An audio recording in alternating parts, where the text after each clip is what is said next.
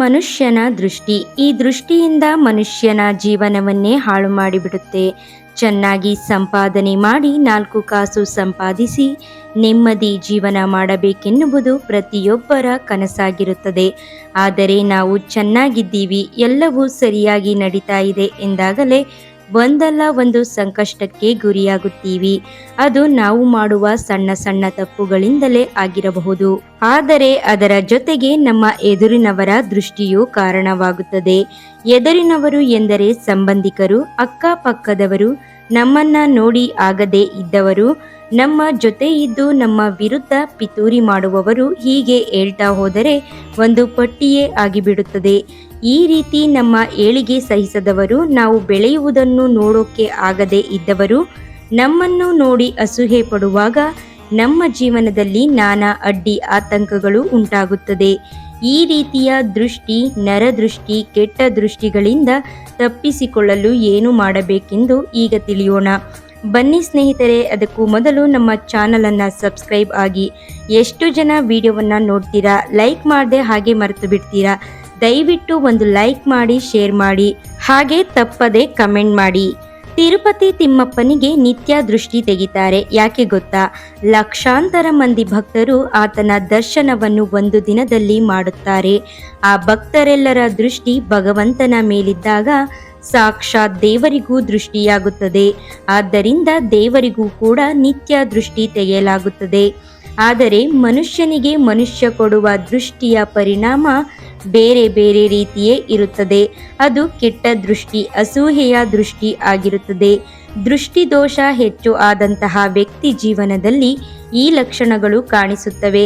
ಇದ್ದಕ್ಕಿದ್ದಂತೆ ಕೆಲಸಗಳು ಅರ್ಧಕ್ಕೆ ನಿಲ್ಲುವುದು, ಸಲ್ಲದ ಕಾರಣಕ್ಕಾಗಿ ನಿತ್ಯ ಕಲಹಗಳನ್ನು ಮಾಡುವುದು, ಹಣಕಾಸಿನ ಸಮಸ್ಯೆಗಳು ವಿಪರೀತವಾಗುವುದು, ಮನೆಯಲ್ಲಿ ಒಂದರ ಹಿಂದೆ ಒಂದು ಸಮಸ್ಯೆಗಳು ಉಂಟಾಗುವುದರ ಜೊತೆಗೆ ಅನಾರೋಗ್ಯಕ್ಕೆ ತುತ್ತಾಗುವುದು.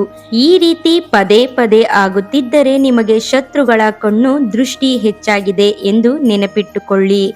ಮಲಗಿದ್ದಾಗ ಮಧ್ಯರಾತ್ರಿ ಸಮಯದಲ್ಲಿ ಇದ್ದಕ್ಕಿದ್ದಂತೆ ಎಚ್ಚರವಾಗುವುದು, ಭಯಭೀತಿಯಿಂದ ಎಚ್ಚರಗೊಳ್ಳುವುದು, ಕೆಟ್ಟ ಕನಸುಗಳು ಹೆಚ್ಚಾಗಿ ಬೀಳುವುದು, ಮನೆಯಲ್ಲಿದ್ದಾಗ ಕೆಲಸ ಮಾಡುವಾಗ ತಲೆನೋವು ಹೆಚ್ಚಾಗುವುದು, ಮನೆಯಲ್ಲಿದ್ದ ವಸ್ತುಗಳು ಇದ್ದಕ್ಕಿದ್ದಂತೆ ಮಾಯವಾಗುವುದು, ಮನೆಯಲ್ಲಿನ ಎಲೆಕ್ಟ್ರಾನಿಕ್ ವಸ್ತುಗಳು ಕೆಟ್ಟು ಹೋಗುವುದು, ನಿಮ್ಮ ಇಷ್ಟ ವಸ್ತುಗಳು ನಿಮ್ಮಿಂದ ಕೈ ಜಾರಿ ಪದೇ ಪದೇ ಬಿದ್ದು ಹೊಡೆದು ಹೋಗುವುದು, ನಿಮ್ಮ ಮನೆಯಲ್ಲಿ ಬೆಳೆಸಿದ್ದ ಗಿಡಗಳು ನಿರಂತರವಾಗಿ ಒಣಗಿ ಹೋಗುವುದು, ನೆಲ್ಲಿಯಲ್ಲಿ ನಿರಂತರ ನೀರು ಪೋಲಾಗುವುದು, ಪದೇ ಪದೇ ಹಾಲು ಒಡೆದು ಹೋಗುವುದು, ಎದುರಿನ ವ್ಯಕ್ತಿ ನಮ್ಮ ಮೇಲೆ ಕೆಟ್ಟ ಯೋಚನೆಯಿಂದ ದೃಷ್ಟಿ ಇಟ್ಟಿದ್ದಾನೆ ಅಂದರೆ ಕೇವಲ ನಮಗೆ ಮಾತ್ರವಲ್ಲ, ನಾವು ಸಾಕಿದ ಪ್ರಾಣಿ, ನಾವು ಇಷ್ಟಪಡುವ ವಸ್ತುಗಳು, ನಾವು ಮಾಡುವ ವ್ಯಾಪಾರ, ಉದ್ಯೋಗ, ವ್ಯವಹಾರಕ್ಕೆ ಹಾನಿ ಉಂಟು ಮಾಡುತ್ತದೆ.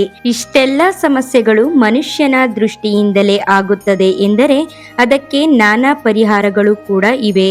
ಅವುಗಳಲ್ಲಿ ಮುಖ್ಯವಾದದ್ದು ವೀಳ್ಯದೆಲೆ ಪರಿಹಾರ. ಮಂಗಳವಾರ, ಶನಿವಾರಗಳಂದು ಆಂಜನೇಯ ಸ್ವಾಮಿಗೆ ನಿಲ್ಲದೆ ಮಾಲೆಯನ್ನು ಹಾಕಿ ಕೈ ಮುಗಿಯಬೇಕು. ನಮಗೆ ಯಾರ ಕೆಟ್ಟ ಕಣ್ಣಿನ ದೃಷ್ಟಿ ಪ್ರಭಾವ ಬೀರುತ್ತಿದ್ದರೆ ಅದು ನಾಶವಾಗಲೇಬೇಕು. ಶತ್ರುಗಳಿಂದ ಆಗುವ ಕಷ್ಟದಿಂದ ನಮ್ಮನ್ನು ತಪ್ಪಿಸಿ ಎಂದು ಭಕ್ತಿಯಿಂದ ಕೇಳಿಕೊಳ್ಳಬೇಕು. ವೀಳ್ಯದೆಲೆ ಮನುಷ್ಯನ ದೃಷ್ಟಿ ಹಾಗೂ ಮಾಟ ಮಂತ್ರದ ಶಕ್ತಿಗಳಿಂದ ರಕ್ಷಿಸುವ ಶಕ್ತಿ ಇದೆ. ವೀಳ್ಯದೆಲೆ ಹಾರವನ್ನು ಆಂಜನೇಯ ಸ್ವಾಮಿಗೆ ಅರ್ಪಿಸುವುದರಿಂದ ಶತ್ರುಗಳಿಂದ ಮುಕ್ತಿ, ಅನಾರೋಗ್ಯದಿಂದ ಮುಕ್ತಿ, ಆರ್ಥಿಕ ಸಂಕಷ್ಟಗಳಿಂದ ಖಚಿತವಾಗಿ ಮುಕ್ತಿ ದೊರೆಯುತ್ತದೆ. ನಿಮ್ಮ ಮನೆಯಲ್ಲಿ ಯಾರಿಗಾದರೂ ದೃಷ್ಟಿ ಹೆಚ್ಚಾಗಿರುವುದು ಎಂದರೆ ಕಲ್ಲುಪ್ಪನ್ನು ತಲೆಯ ಸುತ್ತ 3 ಬಾರಿ ಎಡಭಾಗದಿಂದ, 3 ಬಾರಿ ಬಲಭಾಗದಿಂದ ಪಾದದವರೆಗೆ 3 ಬಾರಿ ದೃಷ್ಟಿ ತೆಗೆದು ಸಿಂಕಿನಲ್ಲಿ ಹಾಕಿ ಅಥವಾ ಮೋರಿಯಲ್ಲಿ ಹಾಕಿ. ಇದರಿಂದ ಆ ವ್ಯಕ್ತಿಗೆ ಇರುವ ದೃಷ್ಟಿ ದೋಷ ಸ್ವಲ್ಪ ಕಡಿಮೆಯಾಗುತ್ತದೆ. ಇನ್ನು ಇಡೀ ಮನೆಗೆ ದೃಷ್ಟಿ ತೆಗೆಯಬೇಕು ಎಂದರೆ ಒಂದು ಚೊಂಬು ನೀರಿಗೆ ತುಳಸಿಯ ಎಲೆಗಳನ್ನು ಹಾಕಿ ಆ ನೀರನ್ನು ಮನೆಯ ಎಲ್ಲ ಜಾಗಗಳನ್ನು ವೀಳ್ಯದೆಲೆಯನ್ನು ಬಳಸಿ ಚೆಲ್ಲಬೇಕು. ಮನೆಗೆ ಯಾರಾದರೂ ಬಂದು ಹೋಗಿದ್ದರೆ, ಕೆಟ್ಟ ಕಣ್ಣಿನ ದೃಷ್ಟಿಯನ್ನು ಹಾಕಿದ್ದರೆ, ಪದೇ ಪದೇ ಮನೆಯಲ್ಲಿ ಅನಾರೋಗ್ಯ ಉಂಟಾಗುತ್ತಿದ್ದರೆ ಎಲ್ಲವೂ ದೂರವಾಗಿ ನೆಮ್ಮದಿ ಮನೆಯಲ್ಲಿ ನೆಲೆಸುತ್ತದೆ. ಇನ್ನೂ ಹೆಚ್ಚಾಗಿ ಸುಡುವಂತಹ ಕೆಂಡಕ್ಕೆ ಸ್ವಲ್ಪ ಇಂಗನ್ನು ಪುಡಿ ಮಾಡಿ ಸಾಂಬ್ರಾಣಿ ರೀತಿ ಹಾಕಬೇಕು. ತೀವ್ರ ಹೊಗೆಯನ್ನು ಮನೆ ಎಲ್ಲ ಜಾಗಗಳಿಗೂ ತೋರಿಸಬೇಕು. ವಾತಾವರಣವನ್ನು ಶುದ್ಧಿ ಮಾಡುವ ವಿಶೇಷ ಗುಣ ಇದೆ. ಇದರಿಂದ ಮನೆಯಲ್ಲಿ ನಕಾರಾತ್ಮಕ ಶಕ್ತಿಗಳು ಇದ್ದರೆ ಖಚಿತವಾಗಿ ದೂರವಾಗುತ್ತದೆ. ಮನೆ ಮುಂಭಾಗದಲ್ಲಿ ಕುಂಬಳಕಾಯಿಯನ್ನು ಅಮಾವಾಸ್ಯೆ ದಿನ ಮರೆಯದೆ ಕಟ್ಟಿ ಪ್ರತಿ ಅಮಾವಾಸ್ಯೆಗೊಮ್ಮೆ ಅಥವಾ ಕುಂಬಳಕಾಯಿ ಒಣಗಿದ ಮೇಲೆ ಬದಲಿಸಬೇಕು. ಎಷ್ಟೋ ಜನ ನಿಂಬೆಹಣ್ಣು ಮೆಣಸಿನಕಾಯಿಯನ್ನ ಬಾಗಿಲಿಗೆ ನೇತು ಹಾಕಿರುತ್ತಾರೆ. ಅದು ಕೂಡ ಒಳ್ಳೆಯದು. ರಸ್ತೆಯಲ್ಲಿ ಏನಾದರೂ ಮೊಟ್ಟೆ, ನಿಂಬೆಹಣ್ಣು, ತೆಂಗಿನಕಾಯಿ, ಸೌತೆಕಾಯಿ ಹೊಡೆದಿದ್ದರೆ ಅವುಗಳ ಬಗ್ಗೆ ಜಾಗೃತಿ ಇರಲಿ. ಯಾರಿಗೋ ದೃಷ್ಟಿ ತೆಗೆದು ಎಸೆದಿರುವ ವಸ್ತುಗಳನ್ನು ನಾವು ಕೂಡ ದಾಟಿದಾಗ ಅದರ ಶಕ್ತಿ ನಮ್ಮ ಮೇಲೆ ಪ್ರಭಾವ ಬೀರುತ್ತದೆ.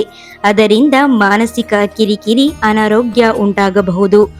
2 ಲವಂಗವನ್ನ ಸುಟ್ಟು ಇದರಿಂದ ಮಲಗುವ ಕೋಣೆಯ ವಾತಾವರಣದ ಶುದ್ಧಿ ಆಗುತ್ತದೆ. ವಿಳ್ಳೆದೆಲೆ ಜೊತೆಗೆ ಒಂದು ನಾಣ್ಯವನ್ನು ಸೇರಿಸಿ ಪರ್ಸಿನಲ್ಲಿ ಇಟ್ಟುಕೊಳ್ಳಿ. ಆಗಾಗ ಬದಲಿಸಿ. ಇದರಿಂದ ಪಾಸಿಟಿವ್ ಶಕ್ತಿ ಹೆಚ್ಚಾಗುತ್ತದೆ. ಇದರಿಂದ ಹಣದ ದಾರಿಯು ಹೆಚ್ಚಾಗುತ್ತದೆ. ಹಾಗೆ ಮನೆಯ ಮುಖ್ಯ ದ್ವಾರಕ್ಕೆ ಒಂದು ಬಿಳಿ ಬಟ್ಟೆಯಿಂದ ನಿಮ್ಮ ಕೈ ಒಂದು ಮುಟ್ಟಿಯಷ್ಟು ಕಡಲೆಕಾಯಿಯನ್ನ ಕಟ್ಟಿ. ಕೆಟ್ಟ ದೃಷ್ಟಿಯನ್ನು ಅದು ಹೀರಿಕೊಳ್ಳುತ್ತದೆ. ಒಂದು ಅತ್ತಿ ಬತ್ತಿ ತೆಗೆದುಕೊಂಡು ಅದನ್ನು ಸಾಸಿವೆ ಎಣ್ಣೆಯಲ್ಲಿ ಚೆನ್ನಾಗಿ ಅದ್ದಿದ ಬತ್ತಿಯನ್ನು ಮನೆಯ ಎಲ್ಲ ಸದಸ್ಯರ ಮೇಲೆ 3 ಸಲ ನಿವಾರಿಸಿ. ಆಮೇಲೆ ಅದನ್ನು ಸುಟ್ಟು ಬಿಡಿ. ನಂತರ ಒಂದು ನಿಂಬೆಕಾಯಿ ತಂದು ಮನೆಯ ಮುಂದೆ ನಿಂತು ನಿವಾರಿಸಿ. ನಂತರ ಅದನ್ನು 4 ಭಾಗ ಕಟ್ಟು ಮಾಡಿ 4 ದಿಕ್ಕಿಗೂ ಎಸೆಯಿರಿ. ಸ್ನೇಹಿತರೆ, ಈ ಮಾಹಿತಿ ನಿಮಗೆ ಇಷ್ಟವಾಗಿದ್ದರೆ ದಯವಿಟ್ಟು ಒಂದು ಲೈಕ್ ಮಾಡಿ, ನಮ್ಮ ಚಾನಲ್ ಅನ್ನ ಸಬ್ಸ್ಕ್ರೈಬ್ ಆಗಿ, ಪಕ್ಕದಲ್ಲಿರುವ ಬೆಲ್ ಬಟನ್ ಅನ್ನ ಕ್ಲಿಕ್ ಮಾಡಿ, ಹಾಗೆ ನಿಮ್ಮ ಫ್ರೆಂಡ್ಸ್ ಅಂಡ್ ಫ್ಯಾಮಿಲಿಗೆ ಶೇರ್ ಮಾಡಿ. ಮುಂದಿನ ವಿಡಿಯೋದಲ್ಲಿ ಭೇಟಿ ಮಾಡೋಣ. ಧನ್ಯವಾದಗಳು.